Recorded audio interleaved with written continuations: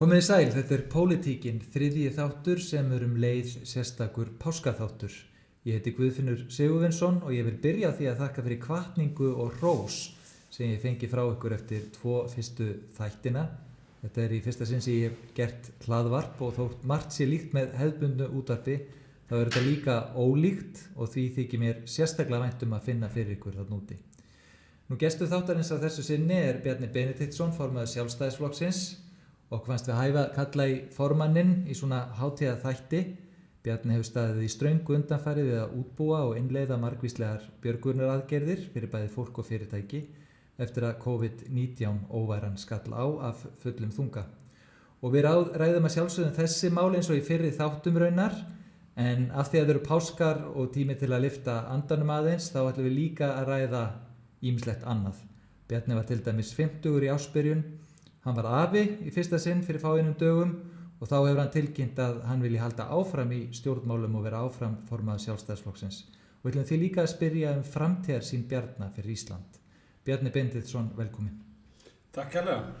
Bjarni, þú hefur verið í þeirri óöfundsverðu stöðu undanfarið að þurfa að grípa til og setja saman aðgerðir til að beinlínis bjarga fólki í orðsins fyllstu merkingu, líka atvinnulífinu og sigla þjóðarskútunni í einhverju mesta ólgusjó sem getur. Hvernig hugsar stjórnmálamaður sem í slíkri stöðu dag eftir dag, viku eftir viku? Hvað það fyrsta sem þú hugsar þegar þú vaknar og síðasta sem þú hugsar áður en þú fer að sofa? Já, ef ég ætti að reyna að draga það saman í einhverja eina hugsun þá það bara, nú að standa sig. Maður hefur gefið kost á sér til að vera til staðar bæði þegar að svona atburðir, þegar að þá bera garði. Eins líka til þess að standa í stefnumótun og við förum í gegnum kosningar með okkar áherslumál og smíðum síðan í kjölfarið stjórnarsáttmála með ýmsum hugmyndum það sem eigi að gerast í framtíðinni.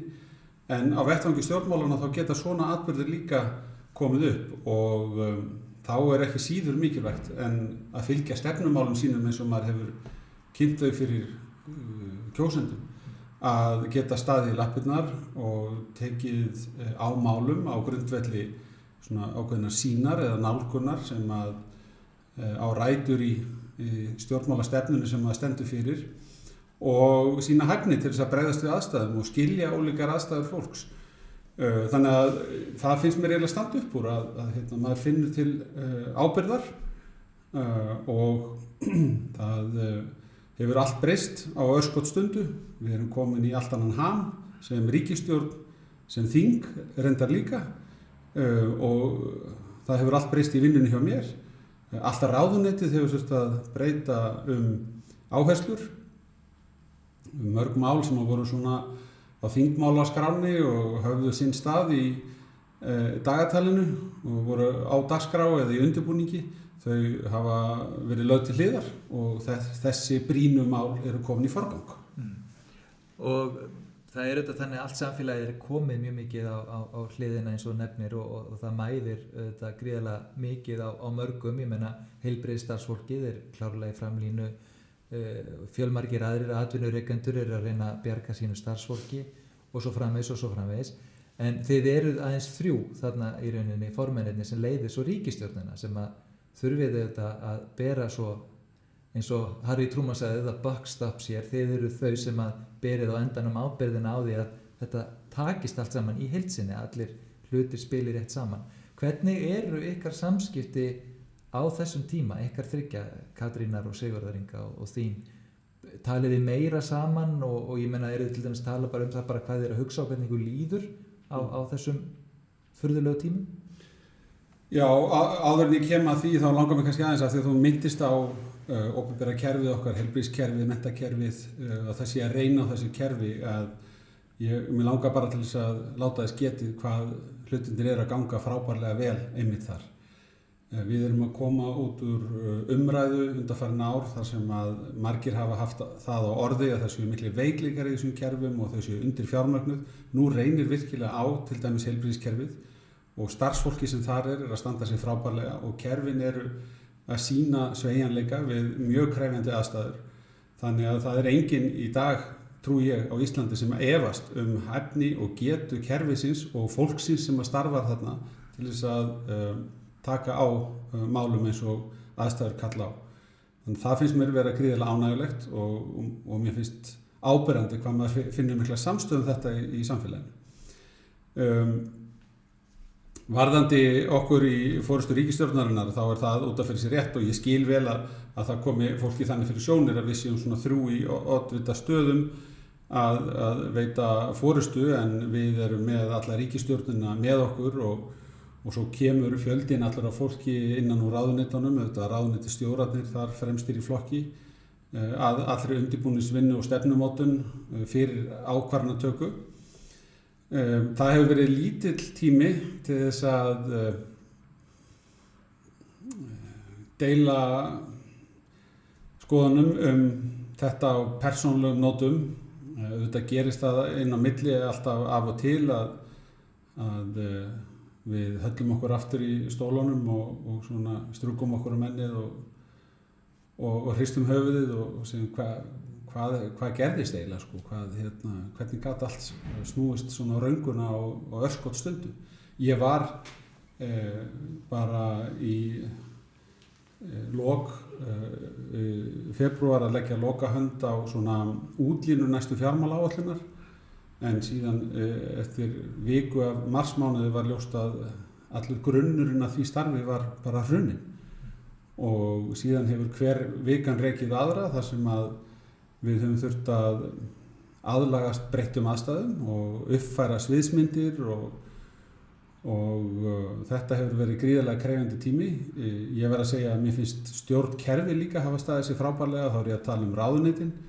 Í mínu ráðuneyti var í raun og veru unnið algjört kraftaverk á örskotsstundu í aðdraganda þess að við lögðum tillögur fyrir þingið og þar voru þær líka teknar á mjög skömmum tíma fyrir og gerðar breytingar eftir ábendingum sem voru til bóta. Þannig að þetta hefur skipt máli og hefur skilið eftir lítinn tíma til þess að vera svona í einhverju svona persónulegu samtali þetta allt saman þó að það auðvitað gerist inn á milli. Dagarnir hafa verið mjög einhæfir, þeir hafa bara verið langir og maður dálítið tómur þegar maður kemur heim til sín og leggur bara áherslu á að hvíla sig fyrir næsta dag. En maður á sama tíma með þessa tilfinningu undirliggjandi að það liggi það mikið við og það sé svo brýnt að koma sér að verki að okkur hefur orðið mjög mikið úr verki á skömmum tíma, finnst mér. Þetta eru svona tímar að maður finnur það að oft eitthvað lítil persónuleg kveðja frá vini eða eitthvað hefur einhvern veginn orðið meira vægi núna heldur en oft áður. Já. Fólk svona opnara. Það hlýtur þá fyrir þig persónulega hafa verið mjög mikið ljós í þessu myrkri og í öllum þessum litla tíma sem þú hefur til að huga þínu persónulega lífi að verða svo bara afi í miðri krísunni í fyrsta skipti. Já, ég var ekki alveg ómeðvitaður það að var í barn á leiðinni en það kom aðeins svona fyrirheldinni að djúpan á. Ég hafði svona stimplað það inn í hugan eftir að heilbrigðiskerfið hafði spáð í að það kæmi svona upp úr miðjum apríl að maður myndi fyrst lifa páskana en svo vildi litli strákurinn flýta sér í heiminn og kom samt alveg á eðlilegum tíma og það gekk allt mjög vel þannig að það var stórkostleg birta inn í lífið, það alveg rétt hjá þér og ótrúlega tilfinning að halda á drengnum í fyrsta skipti. Kemur mann alltaf óvart hvað þetta er viðkvæmt líf og lítill skrokkur sem maður fær í hendurnar svona fyrstu vikuna. En síðan það þessar persónulegu kveðjur sem þú varst að nefna, þær hafa líka skipt mann máli og þetta er eiginlega algjör andhverfa þess sem að gerðist hér í fjármálahruninu þar sem að gaus upp mikil reiði og ofboðsleg vonbrigði og mikið áfall hreinlega fyrir svo marga og stjórnmálin þá þóttu hafa brugðist og þetta sprakk ríkisstjórn í kjölfarið og við munum hvernig það var. Þetta er eiginlega andstæða þess sem að þá gerðist. Það er samstaðan og jákvæðnin og svona uppbyggileg skilaboð sem að maður að fá. Við stöndum saman gegn svona utanaðstæðandi ógn og það trú á að við getum sigrast á þessu verkefni. Þannig að það hefur líka gefið manni viðbóta kraft fyrir utan að fá afastrákin. Heldur að geti verið, Bjarni, að kannski þar uppi staðið auðvitað er þetta óskyldir atburðir og eiga sér sinn staði tíma og rúmi, en einhver síður að því þú nefnir það að kannski þessi sár sem hafa verið opin eftir hrunið, að kannski að þessi samstaða sem núna að verða til að því gefnu að hún haldi og að okkur takist að vinna á þessari óværu í sameiningu eins og nú hefur verið, að það hjálpi til við að bara loka því máli leið? Já, það nú bara kann að vera, ég skal ekki segja, ég held að þetta séu mjög mikil þáttaskil. Ég hafði svona komið frá þeim tíma með þá von í brjósti og ég trúði því að til dæmis sko svona lýðræðislegt uppgjör við þann tíma smám saman myndi hjálpa til við þetta. Það er að segja að klára kosningar og einhver kjörtímabil og að leggja svona bara stöðuna í dóm kjósenda myndi hjálpa, ég held að hafi hjálpað. Þetta skipti sköpum líka að fara bara að sýna árangur. Ég meina þegar stjórnmálin og áherslumál stjórnmálaflokka, þegar fólk finnur að stefnan sem er barist fyrir skilar árangri, þá þetta vex líka traust og þá snýst dálítið viðhorfið. En þetta eflaust rétt hjá þér að svona þau tímamót sem við erum að gangi gegnum núna, þau setja þessa atburði þarna fyrir 10 árum aldrei svona í meiri fjarlægð. Þetta er bara mjög vel athugað. Ég hafði ekki leitt hugan að því. Ég held að þetta sé þannig en þó að það sé mikilvægt, þá held ég að hitt sé mikilvægara að við komumst í gegnum þetta þannig að við finnum sko hversu miklu máli það skiptir að standa saman sem samfélag. Að við séum stolt af því að vera hluti af samfélagi sem að getur sameiginlega farið í gegnum erfiðleika og að það sé verið að hugsa til allra sem að þurfa á því að halda þegar að svona atburðir gerast. Það verður auðvitað ekki hægt og maður á ekki að gefa það í skyn að maður geti leyst hvers manns vanda, hvers eðli sem hann er og allt það en við getum gert mjög mikið og við erum búin að byggja upp getu til þess að takast á við svona aðstæður. Nú erum við þakklátt fyrir það að hafa svona búið í haginn á undanförnum árum og það kemur sér gríðarlega vel og það birtist strax í því að við erum ekkert að leita einhverjum neyðarlánum eða einhverjum svona neyðarráðstöfunum. Við erum bara einfaldlega að taka fast á þessu út frá styrkleika og það eru sannfærandi aðgerðir sem að birtast núna bæði frá Seðlabankanum sem að þá þurfti að fá lán hjá ríkissjóði en er núna með gríðarlega sterka stöðu og mjög stóran gjaldeyrisforða og þannig erum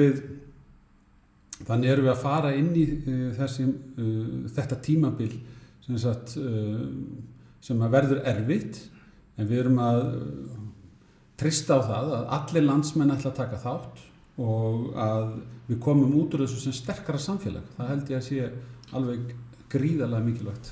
Þegar aðgerðirnar voru kynntar á dögunum og þessi ótrúlega háa fjárhæð, 230 milljarðar í því samhengi og umfangsmestu efnahagsaðgerðir fyrr og síðar, þá sá maður fyrir sér að nú erum við komið með eitthvað sem er sko að fara að duga í dálítið góðan tíma sko. En það eru 1 mánaðamót að baki og nú er staðan þannig að það er verið að tala það bara raunsætt mat að það þarf að gera meira og það er eitthvað í undirbúningi. Geturðu sagt okkur hvað er í farvatninu?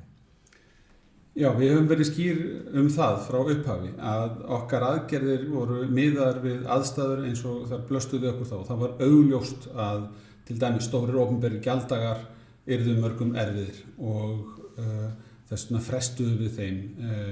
Það var líka augljóst og margir voru að fara að missa vinnuna eða þeim stóð hætta af því að fá uppsögn út af tekjuhruni hjá ýmiss konar fyrirtækjum.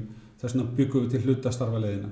Og við sögðum leið að við sjáum ekki fyrir nákvæmlega hvernig úr þessu öllu spilast og við munum þurfa að svona aðeins venjast öldulaginu þegar að vikurnar líða og nú er komið að því að leggja mat á það sem við höfum verið að gera. Það kann að vera, við þurfum að stilla aðeins svona fínstilla skrúurnar í þessum aðgerðum eitthvað.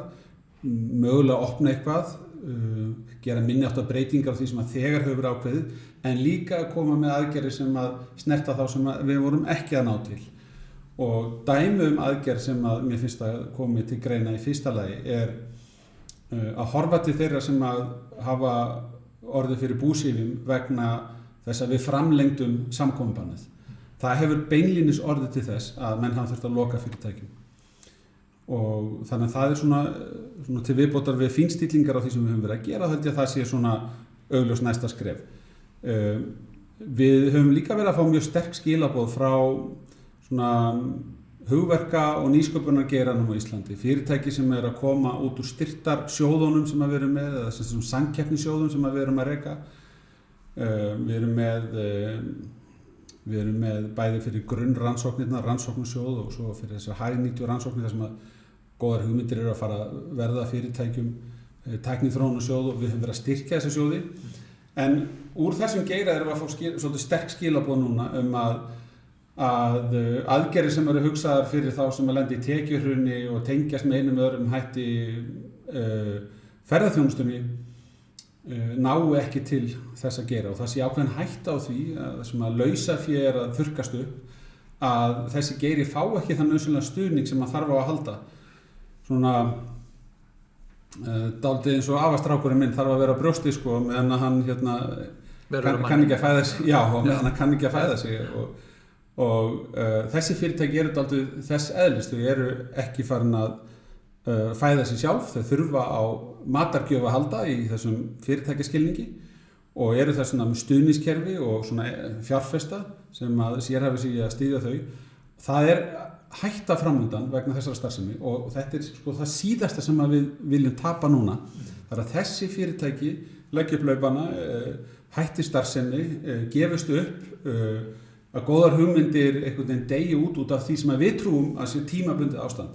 Þannig að til viðbótar við stuðningin við samkeppnissjóðana þá þurfum við að horfa sérstaklega til þess að geira. Það er alls konar hugmyndir sem eru framkomnar sem að við erum með til skoðunar og vinnum áfram með núna yfir páskana og fram í næstu viku, og getum vonandi tjáð okkur betur í næstu viku, sem að horfa til þessa geira á Íslandi. Þarna erum við að tala sko verðmætasköpun framtíðarinnar. Ég veit alveg að þetta verður ekki allt sko skattgreiðendur á næsta ári, en þetta er svona útsæði til framtíðar sem að við þurfum að passa upp á. Og þannig ég nefni það svona sem annað dæmi. Ég geti líka farið út í það að tala stöðu einyrkja. Það eru alls konar svona hliðarverkanir af aðgerðum sem að við erum með, sem að við hefum fengið ábendingar sem að þarf að taka tillit til og tengjast svona félagslegu vítin í þessu. Við erum komið sérstaka starfshóp til þess að skoða þá hluti. Ég vil líka nefna útfærslu á brúarlánunum sem við erum að klára núna í samvinnu við Seðlabankann. Það er til viðbótar við allt þetta mín skoðun að við eigum að nýta þessar vikur, þessar mánuði sem eru framundan til þess að klára ýmis svona umbótaverkefni sem að hafa verið í farvatninu í stjórnkerfinu og kannski oft til umræðu en hafa ekki komist einhvern veginn almennilega í forgang. Mál þar sem að við getum gert betur, við getum aukið framleiðni og skilvirkni, til dæmis bara hjá hinu opinbera. Við erum með mörg slík dæmi í ágætis, á ágætis skriði. Ég geti nefnt sem dæmi það Stafrænt Ísland sem að við vorum að bæta við fjármagni fyrir. En tiltekt í reglukerfinu, regluverkinu öllu, það að gera hlutina með einfaldri hætti, þannig að hugmyndir að stofna hvort sem er veitingastaður eða hvers konar iðnaður, einhver framleiðsla, koma að fá tölvufyrirtæki, vinna með hugmyndir og samskipti við opinbera, við þurfum að gera þetta allt saman liprara. Þannig að fleiri geti látið til sín taka, þannig að bara hugmyndir verða veruleika. Og ef einhver tíman er ástæða til þess að gera breytingar sem að skipta máli fyrir framtíðana, þá er það núna. Og það er þrátt fyrir að við þurfum að sinna mörgum brýnum aðkallandi verkefnum, þá má þetta ekki verða einhvern veginn sett til hliðar. Það er nefnilega vegna þess að við erum í krísu sem að þessi mál fá aukinn tilgang, aukna vikt. maður sér það svolítið, maður fylgist aðeins með þessu, maður svona með annan fótinn inn í þessu og getur líka samt séð þetta líka svolítið utanfrá. Þið eru núna í þessu starfi, það er verið að slökkva elda, en það er eins og einhvern veginn fyrir hvern eld sem tekst að slökkva þá blossa upp 2-3 nýir. Það eru alls konar hópar, það eru mismunandi gerðir fyrirtækja og það eru jafnvel heilu byggðarlögin sko, sem geta verið í mismunandi stöðu og þið hljótið að vera svolítið í þeirri stöðu núna að galdurinn þess að reyna að finna einhvern jafnvægispunkt vegna þess að þú veist það líka vegna þess að það er þegar þetta verður svo dæmtur upp í staðið að þá kemur þetta okkur lifði þetta fyrirtæki en ekki hitt og guðið hvað. Þetta hlýtur að vera mjög flókið verkefni að standa í. Það hlýtur að vera erfitt að hanna meginreglur við þessar ítrustu aðstæður sem nú hafa teknað sig upp. Já, það er alveg rétt að það er ekkit einfalt en það er það sem við verðum að ná að gera. Við þurfum einmitt að semja svona meginreglur sem eru svona lýsandi fyrir það sem að við viljum ná fram og við þurfum á sama tíma að sætta okkur við að, eins og ég nefndi áðan, að við getum ekki leyst sko hvers manns vanda, við munum ekki geta bjargað öllu og ég held að það sé líka bara ekki góð hugmynd. Ég held að það sé ekki góð hugmynd að ríkið lýsi því yfir að það muni bara koma og leysa hvers manns vanda. Við erum jú þrátt fyrir allt ekki sko að fara að taka allt sko í fangið ríkið til þess að halda því þar til framtíðar heldur. Við erum miklu frekar en að nálgast þetta þannig að við gerum það sem hægt til þess að styðja sína skilning, veita fresti, skattaafslætti, koma með hvata, reyna að laða fram kosti sko, þess að draga fram fjármagn úr einkageiranum og láta fjármálakerfið sinna sínu.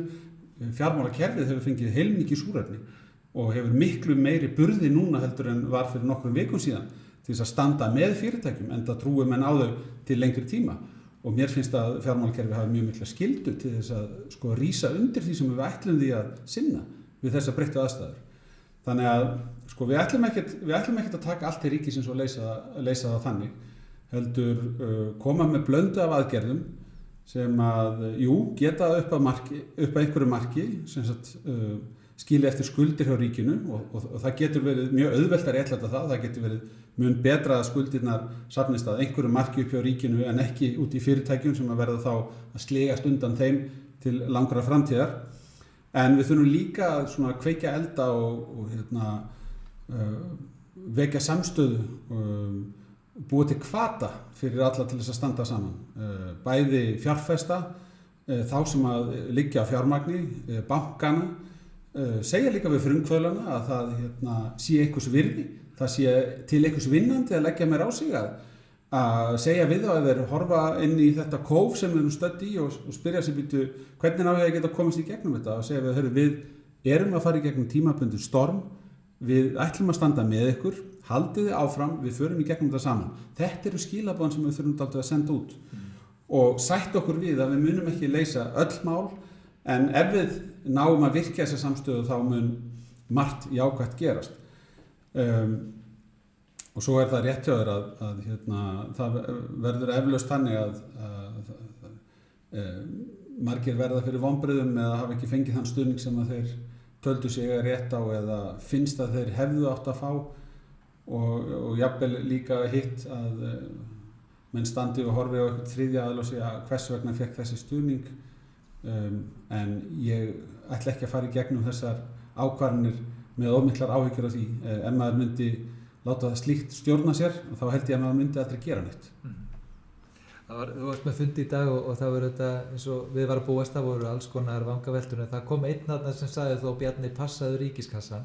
Já. Það er líka verkefnið leið og búðin í rauninni opin upp á gátt að passa ríkiskassan. Já, mjög kærkomin athugasemd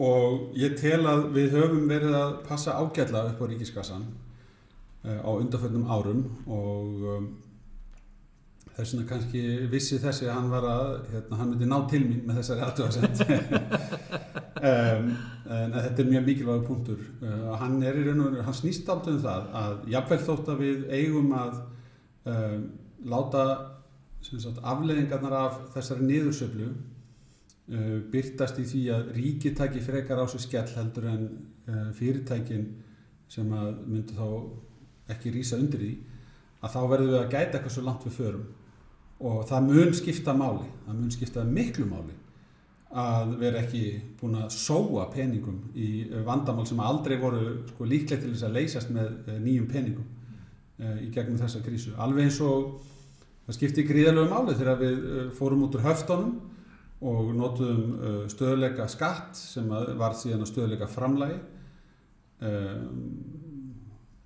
Það skipti sköpum fyrir lánsæfi okkar í framhaldinu hvernig það þróaðist að hafa fengið það tækifæri til þess að bæta skulda á eignastöðu ríkisins og sama í hruninu það að við skildum ekki ríkisvæða þessar einkaskuldir sem að bankakerfið hafði byggt upp það skiptir sköpum þegar framliðu stundir að hafa ekki gert það heldur voru þær afskrifaðar. Við höfum mörg dæmi og nýlegri sögu okkar að það skiptir máli að passa ríkiskassan eins og þessi ágæti maður var að benda á. Svona förum að fyrir að styttast í annan endan á nákvæmlega þessari umræðu en svona þegar maður skannar þetta þá þó tvennt sem ég vil taka út, tvenns konar staða sem þarf eitthvað að ávarpa. Annars vegar þessi kjaradeila hjúkrunarfræðinga sem hefur fléttast inn í þessa erfiðu stöðu og fengið skiljanlega mikið rúm í fjölmiðlum og svo það Suðurnesin sem náttúrulega með vegna flugvallarins að það náttúrulega mesta dívan þar í fyrsta kasti virðist vera. Ertu með einhver tíðindi fyrir þessa tvo hópa annars vegar fólk á Suðurnesjum og vinnumarkaðin þar og svo hjúkrunarfræðinga? Ef við byrjum með hjúkrunarfræðingum þá hef ég svo sem engin önnur skilaboð en að við viljum semja. Við höfum verið í samtali síðan áður en samningarnir voru lausir. Við höfum hins vegar mjög erfitt með að semja hluti sem eru langt fyrir utan það sem allir aðrir hafa fengið. Við höfum þegar samið við meir en helming allra sem voru með lausa samninga og það hefur lagt ákveðna línur það hvað til skiptana. Í viðræðum við hjúkrunarfræðinga þá hefur verið lagður mikill þungi á það af þeirra hálfu að gera breytingar á vinnufyrirkomulagi, að stytta vinnuvikuna, að breyta vaktavinnu fyrirkomulaginu og ég tel að við höfum náð niðurstöðum þetta og þessi áhersla sem að hjúkrunarfræðingar hafa haft á þessi mál hafa sem átt ákveðna samsvörun í því sem að til dæmis sjúkraliðar sem eru búnir að semja vildu ná fram og þess vegna segi ég að í burðarliðnum eru tímamóta samningar gríðarlega mikla breytingu á allri vinnutilhögun. Það sem að virðist vera einna mestur ágreiningur síðan launaliðurinn og það auðvitað alltaf mjög viðkvæmur þáttur samningana en af okkar hálfu höfum við bara boðið það sem þær hækkanir sem við teljum að standi skoðun gagnvart öðrum sem við höfum samið við. Þú meinar þó að það myndi þó bara hreinlega virkjast þessi forsendu ákvæði í öðrum kjarasamningum ef það verður farið eitthvað umfram? Já, þau geta gert það. Einstaka stéttir það svona krækja í aðra samninga með því að segja já, við erum til í að fallast á þetta að því gefna að aðrir sé ekki að fá eitthvað miklu meira frá okkur. Og þetta einfaldlega flókið verkefni og það þess vegna sem það hefur tekið tíma. Þetta þarf síðan samningsvilja beggja megin og ég tek eftir því að sumir halda því fram að þessi ekki samningsvilji hjá okkur, ég vil bara hafna því. Hann hefur verið til staðar allan tíman og við höfum þegar boðið hluti sem að við teljum að standist allan samanburð við aðra stéttir en hjúkrunarfræðingar hafa viljað ganga lengra. Ég vil nú halda því fram samt sem áður að það sé góður möguleiki á því að þessi deila leysist á næstunni. Við höfum verið núna upp á síðkastið að skoða það hvort að hægt sé að leysa svona það sem að sérstaklega stendur út af með því að vinna það í gegnum stofnanirnar, að skapa stofnununum svigrúm til þess að mæta væntingum umbun eftir aðstæðum. Og ég og heilbrigðisráðherra við stígum það skref núna undir lok síðustu viku að framlengja álagsaukan og það held ég hafi nú verið mikilvægt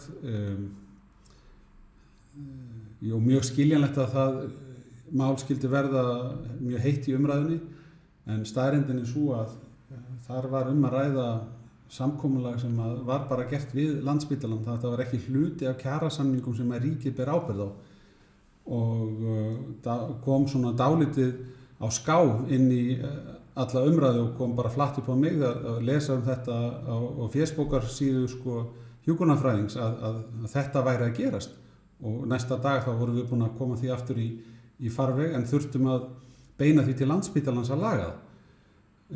En gott og vel, það nú svona bara vatn sem runnið til sjávar í mínum huga. Nú aðalatriðið að við náum samningum. Við erum auðvitað ótrúlega þakklátt fyrir alltaf framlag sem þetta fólk, allir þessi hjúkrunarfræðingar og aðrar heilbrigðisstéttir eru að skila við þessar erfiðu aðstæður, sérstaklega þar sem álagið mest eins og inn á gjörgæslu, og það ekkert annað sem vakir fyrir okkur en að ná góðum samningum. Við viljum að heilbrigðisstéttir búi við góð kjör á Íslandi. Okkur hefur á undanförnum árum tekist að vera með mjög samkeppnishæf kjör fyrir heilbrigðisstéttir á Íslandi, borið saman við til dæmis Norðurlöndin. Það hægt að sýna fram á það með tölulegum samanburði. En það margt fleira heldur en krónurnar í launaumslaginu. Það eru þessi vinnutímamál og vaktavinnu fyrirkomulag sem líka skiptir máli, og þar sýnist mér að við séum að ná tímamóta niðurstöðu. Ég ætla bara að leyfa mér að vona að þessi mál leysist. Varðandi Suðurnesin, þá hefur við haft miklar áhyggjur vegna þess að á síðasta ári og á undanförnum mánuðum hefur verið mjög vaxandi atvinnuleysi þar, og það hefur verið hátt hlutfall aðfluttra sem hafa verið atvinnulausir, og með því að það hefur orðið samdráttur í komu ferðamanna, að þá hefur maður ekki alveg séð í hendi sér hvernig úr því myndi spilast nema það kæmi eitthvað nýtt til, og svo kemur þessi faraldur ofan í þetta ástand. Þannig að það hefur verið ástæða til þess að hafa áhyggjur af því, og ég hef tekið nýlega við áskorunum frá bæjarstjóranum í Reykjanesbæ að beina athygli að þessari stöðu. Í þessari viku þá stigum við nokkuð stórt skref. Við ráðstöfuðum 4 milljörðum til Isavia í samræmi við heimild sem var sótt til Alþingis í síðustu viku. Þannig að Isavia getur sett aukinn kraft í uppbyggingu vallarins. Ég tel að það sé mjög mikilvægt mál. Við þurfum að klára þessi áform uppbyggingu á flugvellinum, þrátt fyrir að það sé ekki mikil umferðar í dag, að þá ætlum við okkur að vera ferðamanna áfangastaður framtíðarinnar, og við þurfum að eiga góðan flugvöll sem getur boðið upp á millilendingar líka, þar sem að fólk kemur og fer. Það svona viðskipta módeli sem að Keflavíkurflugvöllur hefur haft upp á að bjóða, og á undanförnum árum hefum við öll tekið eftir því að margar flugvélar hafa þurft að vera á útistæðum, og það tefur fyrir millilendinga fyrirkomulaginu, þar sem að fólk hefur þurft að fara í gegnum snjóstorm til að komast inn í stöðina og svona. Og þetta þarf að laga einfaldlega, og við þurfum bara að eignast betri, nútímalegri flugstöð sem að dregur að sig fleira fólk og eftirsóknarverður flugvöllur fyrir flugfélög til þess að bæði að stunda farþegaflutninga yfir Norður-Atlantshafið, en líka til þess að koma farþegum til landsins. Þetta fyrsta snertingin við landið hjá ferðamönnum, og við þurfum að halda uppbyggingunum þar áfram og hafa trú á framtíðinni. Þetta mun skapa fjöldamörg störf bæði á þessu og næsta ári, þessi viðbótar fjárfesting sem við erum að ráðast í þar. En svo þurfum við að halda áfram. Það liggja mikil tækifæri ennþá í Helguvíkursvæðinu, og síðan eru öll hinn tækifærin á Suðurnesjum sem geta teygt sig úr orkufrekum iðnaði yfir í svona sóknarfæri sem tengjast flugvellinum. Við erum nýlega búin að gera samkomulag ákveðið svona þróunarfélag sem sprettur út úr Katego við sveitafélögin, og þar eru spennandi hlutir í farvatninu, og við þurfum bara að setja aukinn kraft í þetta allt saman. Já, sem gott af þessu, en aðeins kannski með svona alþjóðavinkilinn engu síðu, hvernig samstarfi ríkisstjórna víða lönd og kannski hérna innum vestræna heimi háttað? Þetta var ákveðið sjokk að sjá það að Boris Johnson, forsætisráðherra Bretland, sem hefur nú staðið heldur betur í stafni í þessu COVID-19 í þessari krísu, að hann bara sjálfur kominn inn á spítala og ekki bara spítala inn á gjörgæslu. Sko, hvernig eru okkar samskipti við okkar nágranna þjóðir í þessu? Hver bara núna svolítið að hugsa sig eða eru þið að deila upplýsingum? Ég myndi segja að það hafi verið töluverð vonbrigði hvernig alþjóðasamstarfið hefur orðið, því hefur dálítið verið vikið til hliðar í viðbrögðum einstakra þjóðríkja. Upp að vissu marki þá skilum það vegna þess að það hafa skapast neyðaraðstæður víða, en þetta samt sá tími þar sem að maður þarf að sækja styrkin sem að alþjóðasamstarfið býður upp á, og upplýsingaskipti hafa verið of dræm. Margt af því sem að gerst hefur á undanförnum vikum hefur bara birst okkur fyrirvaralaust. Það á bæði við aðgerðir Bandaríkjamanna og ýmissa Evrópuríkja, og það kemur dálítið í kjölfarið af því að við höfum verið að fara í gegnum umræðu hér heima fyrir í þinginu ekki síst samskipti á grundvelli EES-samningsins, þannig að þetta nú kannski ekki til þess fallið að auka trúmanna á alþjóðasamskiptum, en ég held enga síður að við þurfum að hafa trú á því að þar eigum við að hafa rödd og við eigum að láta í okkur heyra, og það hafa ráðherrarnir gert, bæði forsætisráðherra og utanríkisráðherra hafa komið á framfæri athugasemdum þegar að við höfum verið skilin út undan í upplýsingagjöf, ofboðslega vonbrigði, og ég veit að það hefur komist á æðstu staði, en við getum sagt kannski að í augnablikinu þar sem við sitjum hérna að spjalla þá hefur þetta sér kannski tvær vítir. Það annars vegar svona þessi heilbrigðisvít, það að segja upplýsingaskiptin allan heim, eðli veirunar, og þar eru aðstæður uppi að rannsóknarmenn hér, vísindamenn heima á Íslandi, eru að styðja heiminn í sinni vinnu, veita upplýsingar. Það á bæði við þær aðgerðir sem að stýrt hefur verið af þremenningunum og með sóttvarnalækni sem að maður les á CNN og víðar, og menn að fylgjast með því hvernig við erum að taka á þessum málum, en það á líka við annað starf, bæði í lyfjageiranum og því sem að gerast hjá Íslenskri erfðagreiningu, og mér finnst það mjög athyglisvert. Síðan hefur þetta sér líka þessa efnahagslegu vídd, og þar að byggjast upp gríðarleg spenna einmitt þessa dagana í Evrópusambandinu sem að tengist evrusvæðinu, og hún snýst það að veikari ríkin í evrusvæðinu vilja nýta styrk svæðisins í heild til þess að komast í gegnum þessa erfiðu tíma, þannig að menn taki sameiginlega ábyrgð á nýrri skuldsetningu, og meðan að skuldléttari þjóðirnar og þær sem eru ríkari og með meiri þjóðarframleiðslu á mann, að þær vilja meira hugsa sig sjálfar. Og það held ég að hafi mjög verið einkennandi fyrir viðbrögð margra ríkja, og birtist aftur og aftur þegar koma svona alvarlegir atburðir upp á að menn hugsa fyrst og fremst sjálfa sig. Það svona einhvern veginn fyrsta hugsun.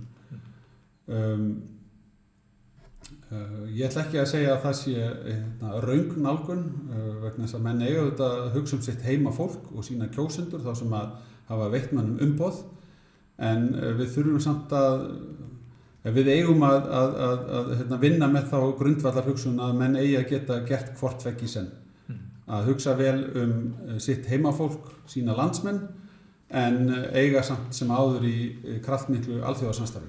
Finnst þér þessi misbrestur á til dæmis því að vera deila upplýsingum eins og þú sagðir og hefur komist til skila á þessu staði, það bæði þá í Bandaríkjunum og í Evrópu? Eða? Já, mér finnst það.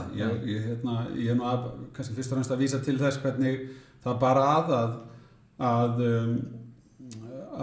menn lokuðu flugvöllum í Bandaríkjunum, og maður eiginlega bara vaknaði upp við það, sko.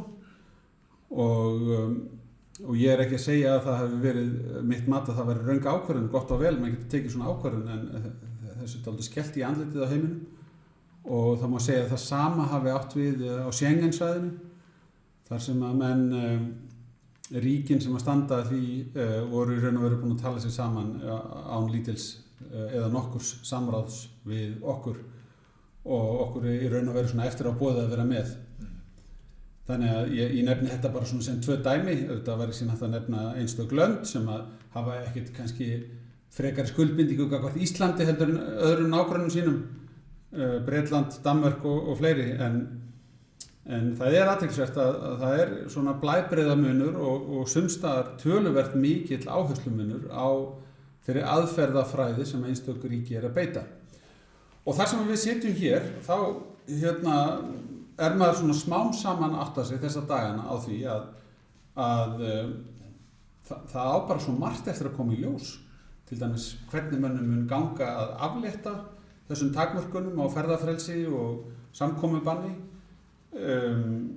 Allt það sem sagt hefur verið það að það þurfi að byggja upp eitthvað konar hóp, hvað heitir það, hópofnæmi, að það þurfi ákveðið hlutfall þjóðarinnar að smitast til þess að veiran einhvern veginn degi út. Hvernig það kallast síðan á við það að menn eru að reyna að drepa hana niður, og í augnablikinu gengur okkur vel að gera það. Það eru fleiri að læknast af veirunni heldur en að smitast nýr á Íslandi í dag. Og ef að það er rétt sem að Kári Stefánsson og hinir vísindamennirnir eru að segja okkur að með við slempi úrtak sé kannski innan við 1% og vel innan við 1% smitað á Íslandi, nú þá hefur ekki myndast mikið hópofnæmi. Og hvaða þýðingu hefur það gagnvart því að hleypa nýju fólki inn í landið?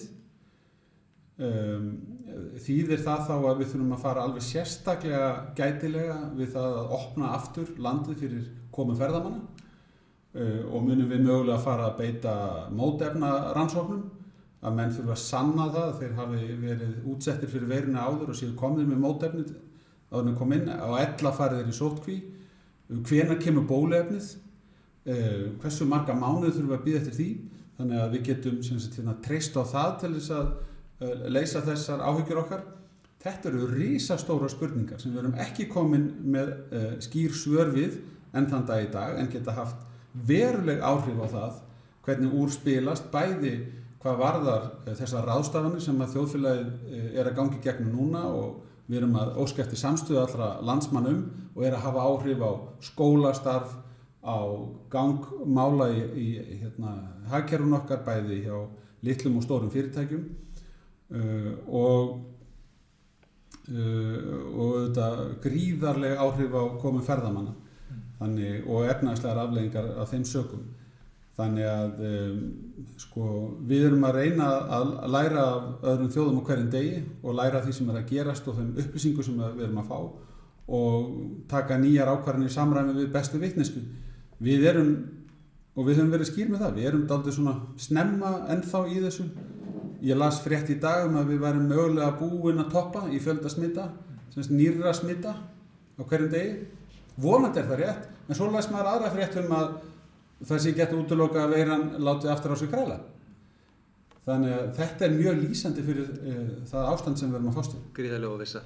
En það við höfum séð það Íslendingar og margsinnis, þegar við höfum staðið frammi fyrir svona svörtustu sviðsmyndum eins og við erum að gera núna, að stundum verður þessi staða einhvern veginn til þess að verða bara á endanum einhvers konar vindur í okkar segl. Það hefur gerst með Eyjafjallajökull, það gerist líka í rauninni eftir hrunið.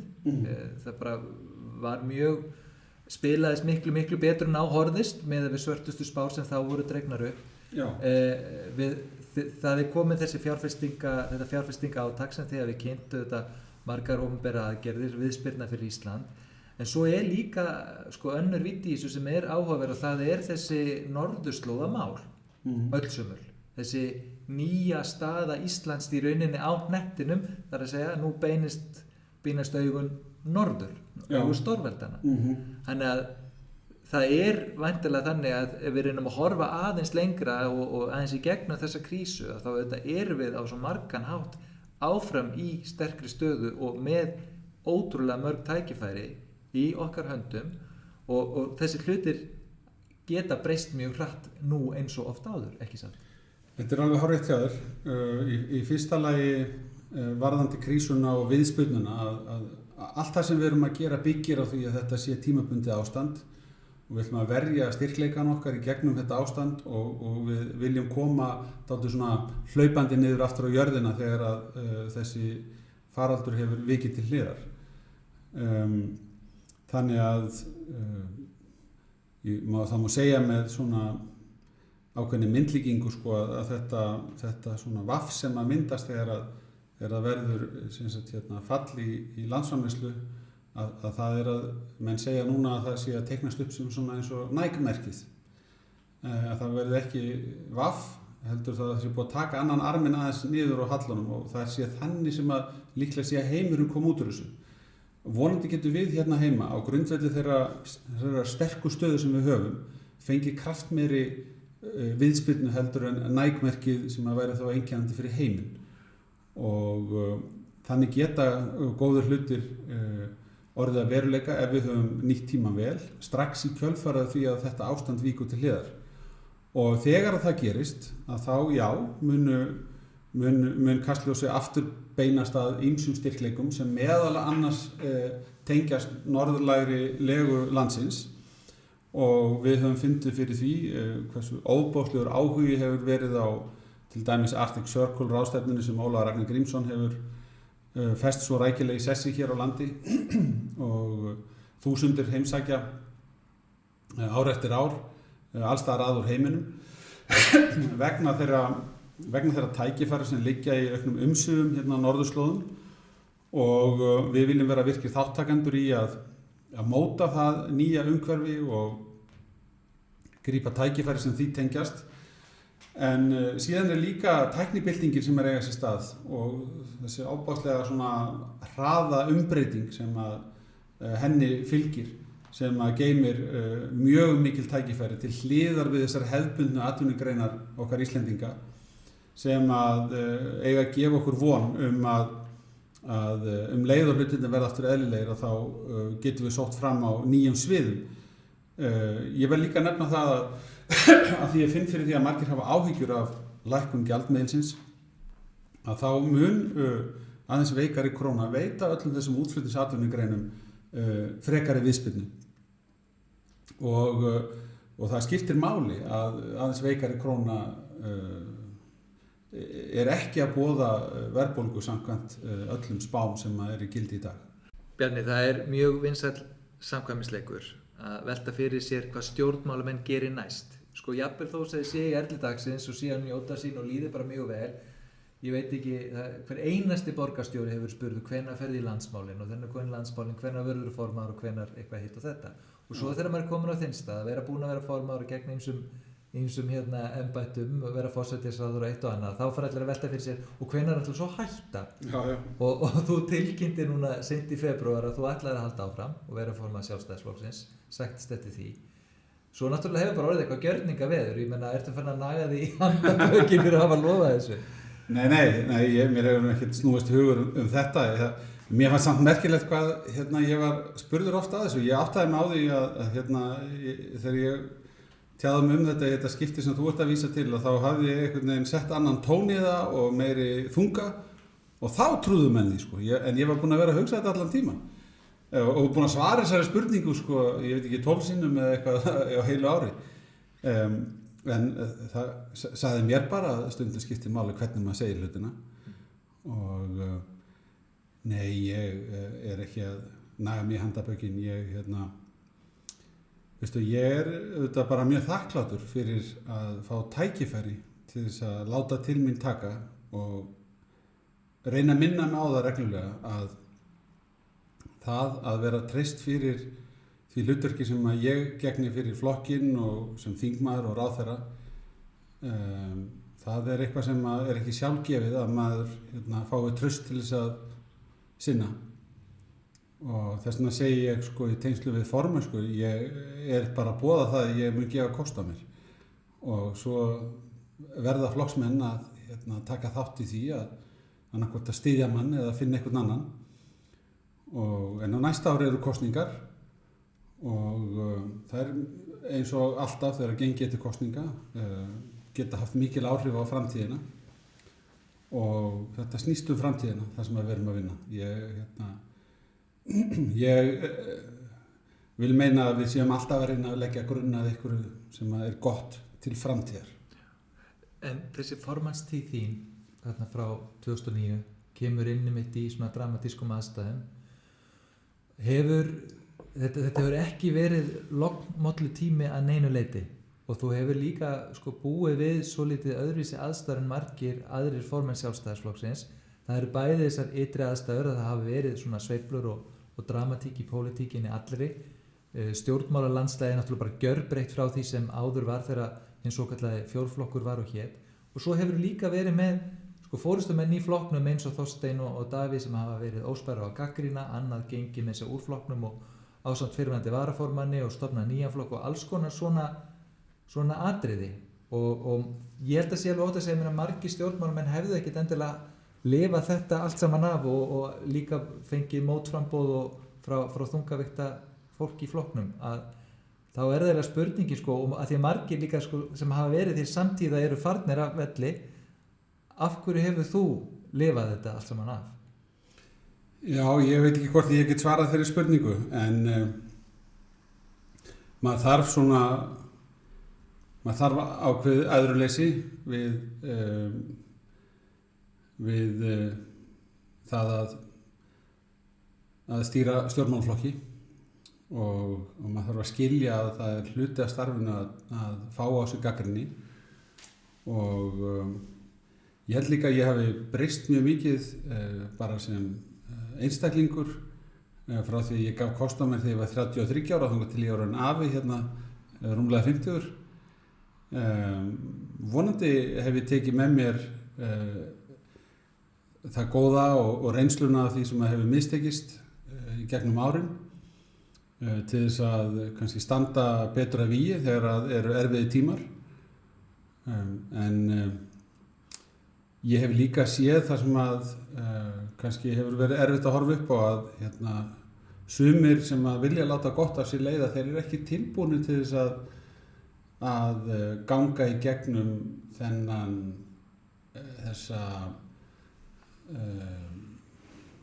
þessi svipugöng sem að stjórnmálin geta stundum verið. Það er ekkert alltaf allt sanngjarnt sem sagt er. Það er samkeppni athygli og skoðanir og það er samkeppni stuðning og þetta getur verið dálítið grimmur vettvangur. Eitt af því sem hefur reynst mér ágætlega er að hafa bara alltaf í huga að þannig eru stjórnmálin, þannig að þegar að það er vegið að þér eða það er snúið út úr þínum orðum eða verið eitthvað að misflytja skilaboð frá þér að taka því svona frekar sem eðlilegum hluta af leiknum og bregðast við í samræmi við það frekar en að vera vonsvikinn eins og þetta sé allt saman að koma frá einhverjum nákomnum sem maður átti ekki vona að myndi sýna manni þessa hlið. Ef maður stígur sem inn á þetta svið þá þarf maður að gera ráð fyrir því að lögmálin sem að þar hafa alltaf verið í gildi að þau muni eiga við þig. Þetta þarf ekki endilega að þýða að þú þurfir að beita öllum bellibröðunum sjálfur gagnvart öðrum sem að verða á veiðinum í stjórnmálum. Það verður hver og einn að spila eins og honum líður best með og ég held nú að því verður seint haldið fram með mig að ég hafi verið mjög grimmur eða sókndjarfur svona pólitískur andstæðingur fyrir aðra. Ég hef hins vegar farið í gegnum ólík hlutverk og þegar maður er í stjórnarandstöðu þá verður maður að veita ríkisstjórn aðhald og við sannarlega gerðum það en mér finnst að ég og við sem þingflokkur á þeim tíma getum vel horft tilbaka og verið bara ánægð með það hvernig við fórum í gegnum það. En finnst þér Bjarni að þú hafir einmitt út af þessum aðstæðum sem við erum að ræða og þessum svipugöngum og hvernig, já, náttúrulega lífið hefur líka bara stundum tekið í taumana eins og eru gerast núna og stundum áður og eins þessi gagnrýni og allt þetta sem er komið á mikið mótlæti líka, að þú hafir einhverju leyti verið svolítið rændur tækifærinu til að koma því til leiðar eða svigrúminu skulum við kannski frekar segja sem að þið langaði til að koma til leiðar í stjórnmálum? Örugglega, ef þú spyrir mig svona þessu þá gæti ég játað því og ég held bara að það sé tilvikið með langflesta stjórnmálamenn að þeir voru búin að spenna bogann og örin var að fara alveg beint í mark þegar kom eitthvað rakst í olnbogann að þeim. Og þetta var alltaf alveg að fara að gera, sko. Þeir þurftu bara 1 kjörtímabil enn, þess vegna líka svo erfitt fyrir marga að hætta, sko. Þegar þetta var bara ég ætla að fara einu sinni enn, ég ætla ekki að vera lengi, þetta bara 2 kjörtímabil og þá bara kláraði það sem ég ætlaði að gera og svo fer ég sný mér að öðru. En margir stjórnmálamenn endast eins og ég hef reynda sjálfur gert. Ég held að ég sé ekkert frábrugðinn öðrum þó að ég ætla ekki að neita því að mér hefur stundum fundist að mér hafi verið sótt en menn verða að kunna nota mótlætið og snúa því sér í vil. Mótlæti herðir þig, mótlæti krefst þess af þér að þú horfir djúpt í augun og sjálfur í speglinum og spyrjið þig býtu, þetta í alvörinu svona eins og verið að halda eða þú veist, fyrir hvað stend ég hérna? Og ég hef oftar en einu sinni fundið fyrir því að eftir því sem að mótlætið verður meira, þeim dýpri verður sannfæringin og það snýst á endanum upp í það að ég mest þakklátur þeim sem að hafa gengið harðast fram gegn mér en þeir hafa slípað til sannfæringu mína þannig að ég kem 2-falt öflugri tilbaka og segi, heyrðu, ég horfi til þessara manna og hugsa með mér ef ekki hefði verið fyrir gagnrýnin og mótlætið þá hefði ég ekki þessa grjóthörðu sannfæringu í málinu. Þannig að menn verða aðeins að geta aðlaga sig aðstæðum og ekki biðja þessi auðvelt. Ef þú ætlar að stíga á vettvang stjórnmálanna og biðja að þetta verði gagnrýnislaus tími þar sem að allar þínar hugmyndir komast til framkvæmda þá held ég að það sé betra að fara að skoða eitthvað annað. Þetta er ekki vettvangur þar sem að allt gengur upp. Ég byrjaði að vinna fyrir þingflokki núna áramótin og svona einmitt algengasta spurningi sem ég fæ frá fólki einmitt alveg hvernig svo Bjarni í alvörunni og ég hef sagt hann öðruvísi heldur en það sem margir segja en mín tilfinning fyrir þig núna einhvern veginn svo að þú sért einhvern veginn í einhvern svona kaflaskiptum, það einhver kraftur í gangi og þú ert að fara inn í landsfund þar sem þú ert í endurkjöri og þess því liggur beinast við að spyrja hver framtíðarsýn, hvar brennur þinn eldur núna fyrir Ísland í þessum kafla sem núna hefjast á þínum stjórnmálaferli? Ég segi kannski aðeins að ég heyri oft að menn segja við mig að ég njóti mín betur í mótlæti heldur en í svona meðvindi og ég get alveg aðeins tengt við það að því leitinu til að mér leiðist aldrei svona lognmolla og svona hreyfingarleysi á hlutunum og eitt af því góða sem að maður tekur úr því að hafa verið í íþróttum og oft staðið kannski á vítalínunni í handbolta eða verið að fara í gegnum spennandi kappleik og sem að úrslit leiksins ráðast á síðustu stundu að maður fer í gegnum svona hluti sem að krefast þess að maður þurfa að allt veldur á þínu framlagi og liðseildarinnar og þú þarft að komast í gegnum spennustigi sem að fylgir því og það sem að stundum kallað að þora að vinna að brotna ekki undan spennu álaginu og bara gefa þetta frá þér heldur fara í gegnum spennuna og landa sigrinum og að því leitinu til þá tengi við það þegar menn segja að þeir finni meira fyrir mér eða finnist ég njóta mín betur þegar það eru svona umbrotatímar en það breytir því ekki að mín sýn fyrir framtíðina hefur ekkert með það að gera hvort að það er rólegt í pólitík eða einhverjir svona tímar eins og við erum núna að upplifa. Í grunninn að þá við sem erum í þessum flokki erum sammála ákveðin svona grundvallar atriði. Mér langar til þess að nefna bara út af því sem að gerast í landinu í dag að það er ekki oft sem að það gerist að þú tekur hluta af atvinnulífinu og nánast slekkur á því og getur síðan bara séð næsta dag birtingamyndina. Það sem við erum að fara í gegnum núna er bara í raun og veru algjörlega einstæðir atburðir sem að vall er hægt að skrifa í skólabókardæmi. Þú slekkur á ferðaþjónustunni og hluta af atvinnustarfseminni í landinu og þú fær bara strax næsta dag birtingamynd þess hvað gerist Og það sem að við sjáum að gera strax er að þú hefur ekki efni á heilbrigðisþjónustunni, þú hefur ekki efni á menntakerfinu, þú hefur ekki efni á því að fara í neitt nema að taka fyrir því lán og þú verður að treysta á þetta að verði tímabundið ástand. Að þessu leytinu til þá hefur þetta beina tengingu við það sem við erum alltaf að tala í Sjálfstæðisflokknum, að það þurfi hvort tveggja í senn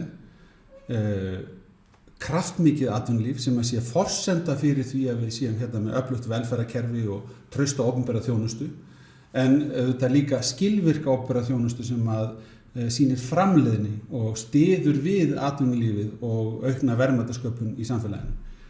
Og ég einfaldlega hef þá framtíðarsýn fyrir Ísland að hér séu öll skilyrði til þess að skipa Íslandi í fremstu röð meðal allra þjóða í lífsgæðum. Og við þurfum að stíga rétt skref bara eftir því sem aðstæður kalla á hverjum tíma.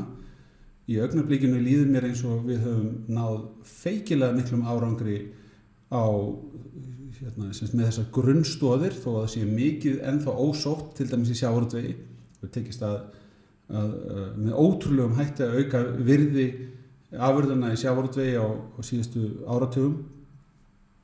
Þá erum við líka mjög framalega í orkunýtingu og í því að skapa tækifæri með hreinni orku.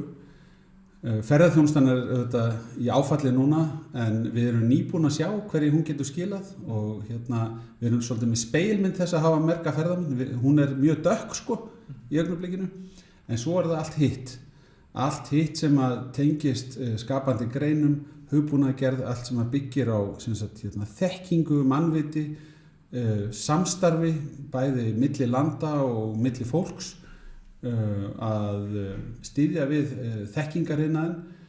Þarna held ég að við höfum ósótt verðmæti. Og svo þessi legalandsin sem að þú varst að nefna áðan og þeir sterku innviðir sem að við höfum byggt upp í gegnum tíðina, bæði efnahagslegir innviðir sem að við ætlum áfram að styrkja, vegir og raforkukerfið okkar, dreifing þess all land, nýting orkunar, en líka félagslegu innviðir, traust heilbrigðiskerfi, gott öryggisnet fyrir þá sem á þurfa að halda. Þetta eru styrkleikar sem að við getum tekið með okkur inn í framtíðina til viðbótar við mjög stórt ágætlega fjármagnað lífeyriskerfi. Þetta eru styrkleikar sem að við getum notað til þess að halda Íslandi í fremstu röð og skipa okkur meðal þeirra þjóða í heiminum sem að tryggja hvað best lífsgæði á grundvelli sjálfbærni og hreinleika inn í framtíðina. En það er á sama tíma mín sannfæring í stjórnmálum að með nokkrum röngum ákvörðunum í röð er hægt að glutra þessu öllu niður og skapa vandræði til mjög langs tíma. Þetta heldur mann á tánum. Að því að þú ert nú ekki að hætta allir ekki að fara að gera upp einhvern veginn ferilinn, það verður nú ekki alveg við hæfi, en ég man eftir því á flokksársfundinum að þú nefndir athyglisverða staðreynd og hún er svo að þú hefur skipað fleiri konur ráðherra en allir forverar þín til samans, formið Sjálfstæðisflokksins, og þá sennilega bara flesta kvenráðherra bara af öllum, myndi ég halda. Og svo hefur líka verið í þeirri stöðu að allir varaformennirnir þínir hafa verið konur. Það er Þorgerður, Katrín, Ólöf heiti Nordal og nú Þórdís Kolbrún. Ertu mikill jafnréttissinni? Ég er jafnréttissinni, já. Þessar staðreyndir sem þú ert að tína til segja vonandi einhverja sögu mig, en ég hef auðvitað líka viðurkenna að þær endurspegla bara breytingar í samfélaginu sem er að verða. Þetta er engin áfellisdómur yfir þeim forminu sem á undan mér komu. Segir miklu frekar sögu það að viðhorfin hafa verið að breytast. Og mér hefur þótt mikilvægt að ganga í takt við nýja tíma. Bæði hefur mér þótt mikilvægt að Sjálfstæðisflokkurinn treysti ungu fólki og tali til þeirra kynslóðar í landinu. Ekki þannig að stjórnmálin séu vettvangur fyrir reynslumikla fullorðna fólkið. Ég finn fyrir þeirri hugsun ennþá talsvert hjá sumum í þessu þjóðfélagi. Heldur að við höfum öll eitthvað fram að færa og með samstarfi þá getum við algjörlega óhrædd treyst ungu fólki fyrir mikilli ábyrgð og ég hef viljað gera það en síðan hefur mér líka þótt mikilvægt að Sjálfstæðisflokkurinn sýndi það í verki sem að hann hefur mjög skýrt tekið af skarið með í orði að við erum jafnréttissinnaður flokkur og það bara nátengt einstaklingsfrelsinu að það sé engar hömlur, engar kynjahömlur eða hömlur af öðru tagi sem að standi í vegi fyrir því að fólk ná að blómstra og sína sína bestu hliðar í þessu samfélagi, hvort sem á vettvangi stjórnmálana eða annar staðar. Og ef við setjum það skýrt á blað og tölum fyrir því, þá verðum við líka til þess að botna það mál að sína það í verki og jafnvel þannig að við tökum svona til þess að knýja á breytinguna stundum djörf skref. Þannig að ég held að þetta séu svona meðal tillagna ákvarðana sem ég hef tekið sem að ég hvað ánægðastur með. Framhaldi af þessar spurningu líka eðlilegt að spyrja það því að þú átt stóra fjölskyldu sem fer sístækkandi eins og við höfum rætt orðin afi. Hvernig gengur þér að samræma þessi ábyrgðarstörf og fjölskyldulífi? Já, þarf nú að fara út í þetta. Já, nú þarf ég að vanda mig maður. Það að sumir sem muni hlusta þetta sem að muni halda mér ábyrgum fyrir því sem ég segi. Sko, ég verða að viðurkenna að mér hefur ekkert gengið allt of vel. Vinnan hefur verið í forgangi hjá mér. Það bara þannig. Ég vildi óska þess að ég geti sagt að þetta veri auðvelt. Að ég hefði verið besti pappinn og líka duglegur stjórnmálamaður. En mér hefur ekkert gengið allt of vel að gera það. Ég held hins vegar að við hjónin saman höfum geta sinnt ágætlega uppeldi krakkana og ég sé ekki annað en að þau séu hamingjusöm og ná að blómstra hvert fyrir sig og séu glöð sem að mér finnst vera aðalatriðið. Mér finnst ekkit verra að þau fái það aðeins með uppeldinu að það skipti máli að leggja sig fram og skila sínu en ég vil auðvitað líka vera til staðar og ég reyna að sinna því eins og hægt og samfélagsmiðlarnir eða allar þessar ólíku samskiptalegir eru aðeins farnar að hjálpa við. Fjölskyldan eru með okkar spjallhræði bæði á Messenger og Snapchat og hvað þetta allt saman það sem að fjölskyldugrúppan, ég og kona mín og börnin erum bara að tala saman hvert við annað. En þetta erfitt. Það erfitt að vera í ábyrgðarstöðu í stjórnmálum og reka stórt heimili. Það bara erfitt. En það þýðir ekki að ég sé ósáttur. Það hefði verið gaman að hafa meiri tíma með krökkunum sínum og konunum sinni. En ég syrgi ekki neitt. Ég sé ekki eftir neinu. Ég ekki þannig gerður. Þetta bara svona þetta bara. Talandi aðeins um fjölskylduna.